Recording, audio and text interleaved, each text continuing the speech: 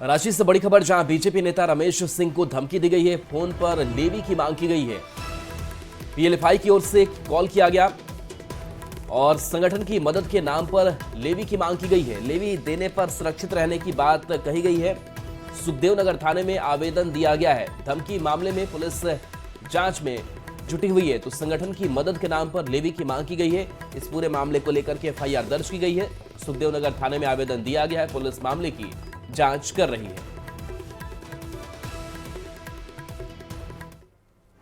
और अब खबर हजारीबाग से है। हजारीबाग में सदर एसडीओ अशोक कुमार की पत्नी अनीता कुमारी की मौत का मामला तुल पकड़ता दिख रहा है। मृतक के परिवार के सदस्यों ने शव के साथ लोहसिंघना थाना का घेराव किया। सभी लोगों ने एसडीओ पर हत्या का आरोप लगाते हुए गिरफ्तारी की मांग की है। लोगों ने प्रशासन पर लापरवाही का आरोप भी लगाया। लोगों का यह कहना है कि एसडीओ ने अपने पद का दुरुपयोग करते हुए उन्हें कई बार परेशान भी किया। इधर लोगों की नाराजगी को देखते हुए एसडीओ के पास के जो आवास की बात कर ले तो आवास के पास सुरक्षा बढ़ा दी गई है और पुलिस टीम की तैनाती भी की गई है। मृतक के भाई ने बहनोई अशोक कुमार पर अवैध संबंध को लेकर घटना को अंजाम देने का आरोप लगाया है। इधर एसडीओ के पिता ने आरोपों को नकारते हुए परिवार में किसी भी विवाद से इनकार किया। पूरे मामले में पुलिस को आवेदन दिया गया है, जिसके बाद एसपी ने दोषी पर कड़ी कार्रवाई का भरोसा भी दिया है।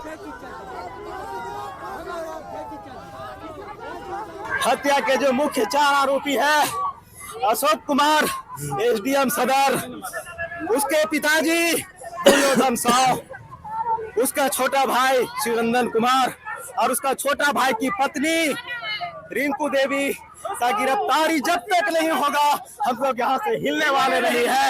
उपायुक्त महोदय को बुलाया जाए। मैं आप लोग से आग्रह करता हूँ उपायुक्त महोदय यहाँ आवे। अशोक का दूसरे महिला के साथ संबंध है। उसको बहुत दिन से वो परेशान कर रहा था, मारता था, पीटता था, खाना नहीं देता था, आवाज पे आता था, अपना कमरा में अलग बंद होकर सो जाता था, इन लोग को कुछ नहीं देता था।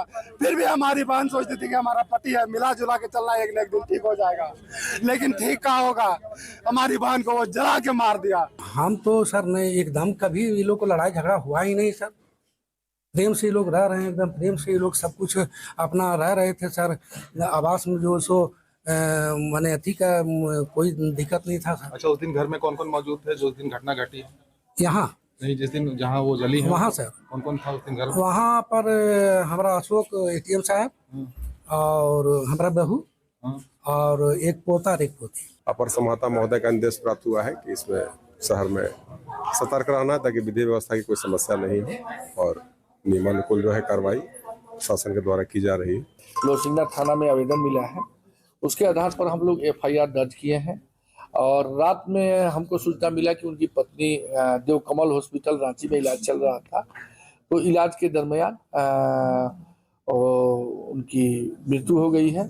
बिल्कुल, अगर जांच चल रहा है, इन्वेस्टिगेशन चल रही है, अगर उसमें दोषी जो भी पाए जाते हैं तो उन पर कानूनी कार्रवाई होगी, उनको जेल होगा।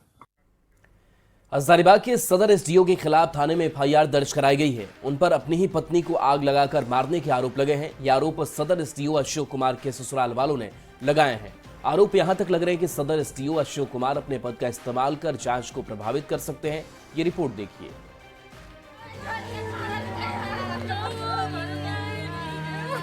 ये चीख पुकार, ये रुंदन क्रंदन,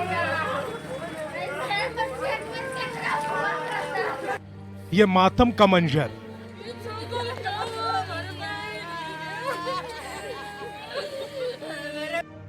तस्वीरें हजारीबाग के सदर अनुमंडल की हैं, जहां सदर एसडीओ अशोक कुमार और उनके परिवार पर पत्नी को जलाकर मारने का आरोप लगा है। हमारी बहन जिस समय कुछ बोलने के लायक थी, उस समय तक हम लोगों को कोई सूचना नहीं दिया गया। जब वह बोलने के लायक नहीं रही, उसके बाद हमारा भाई को हमारे जो बहनों हैं उनके छोटे भाई द्वारा सूचना दिया जाता है। मामला गुरुवार सुबह 7:30 बजे का बताया जा रहा है। आरोप है कि सदर एसडीओ अशोक कुमार और उनके परिवार ने मिलकर झील रोड स्थित सरकारी आवास पर पत्नी अनीता को आग लगा दी और इसकी खबर अनीता के मायके वालों को दी ही नहीं। इन्होंने जिसको आप एसडीओ बाबू बोल रहे हैं वो एसडीओ बाबू नहीं रहे, वो हत्यारा बाबू हो गए हैं। वो हत्यारा बाबू ने ही मेरी बहन की हत्या किए हैं। ये तारपीन का तेल छिड़क करके मेरी बहन की हत्या उन्होंने ही किए हैं। मायके वालों को सूचना तब दी गई जब अनीता अचेत हो गई। उन्हें आरोग्यम हॉस्पिटल ले जाया गया।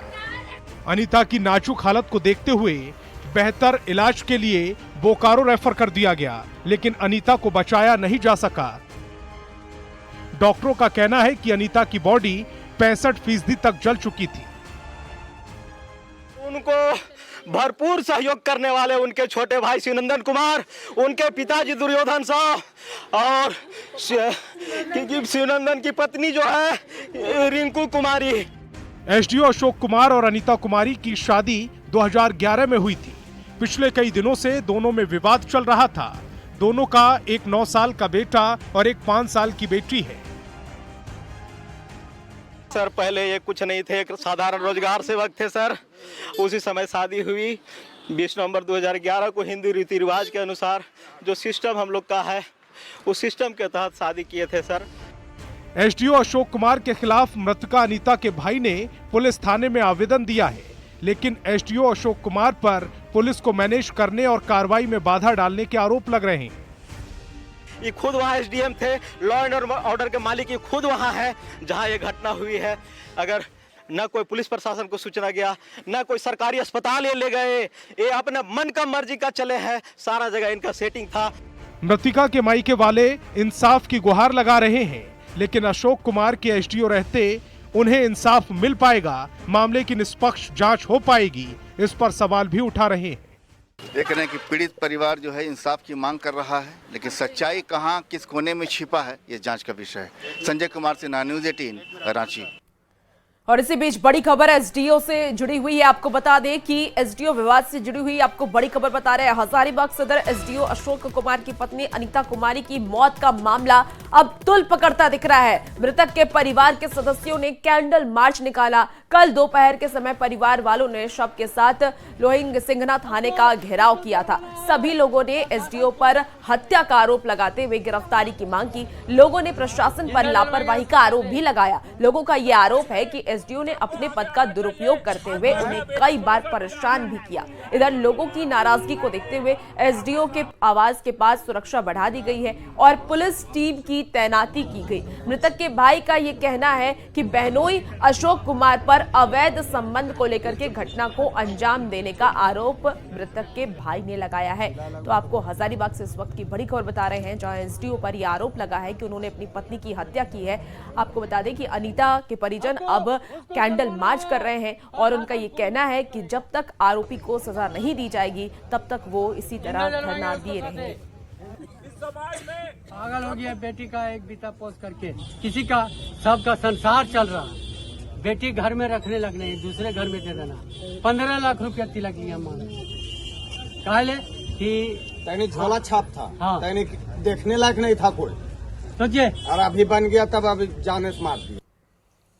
झारखंड विधानसभा चुनाव से पहले जेएमएम का साथ छोड़कर बीजेपी ज्वाइन करने वाले चंपाई सोरेन ने अटकलों पर विराम लगा दिया है। उन्होंने सोशल मीडिया पर पोस्ट कर इसे अफवाह बताया। ये रिपोर्ट देखिए।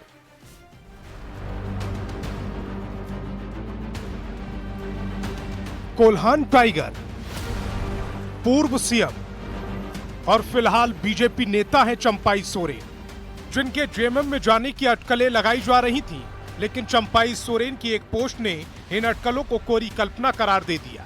चंपाई सोरेन ने सोशल मीडिया एक्स पर पोस्ट किया, मेरे बारे में झूठी अफवाहें फैलाई जा रही हैं। एक साजिश के तहत बार बार ऐसा कर समर्थकों में भ्रम पैदा करने का और मुझे बदनाम करने की कोशिश की जा रही है। मैं जहां हूं भविष्य में भी वहीं रहूंगा।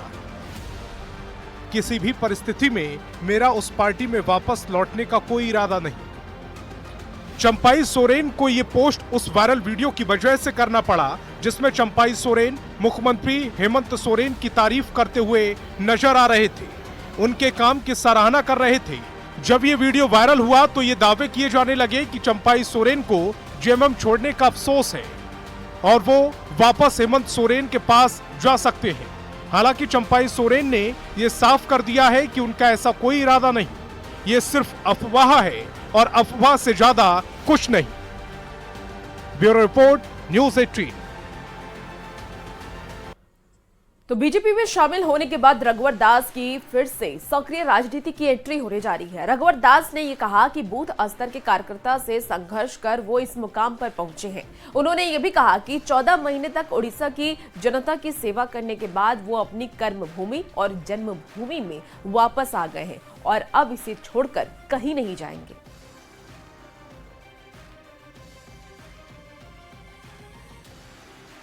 भारतीय जनता पार्टी कार्यकर्ताओं की पार्टी है। भारतीय जनता पार्टी का प्राण कार्यकर्ता है और मैं भी एक बूथ स्तर के कार्यकर्ता 1980 से संघर्ष करते हुए पार्टी के प्रति प्रतिबद्ध, पार्टी की विचारधारा के लिए काम करते करते इस मुकाम तक पहुंचा हूँ। तो कार्यकर्ताओं को लगता है कि भारतीय जनता पार्टी एक ऐसी पार्टी है जहाँ एक सामान्य कार्यकर्ता भी अपने कर्म कर शिखर तक पहुंच सकता है।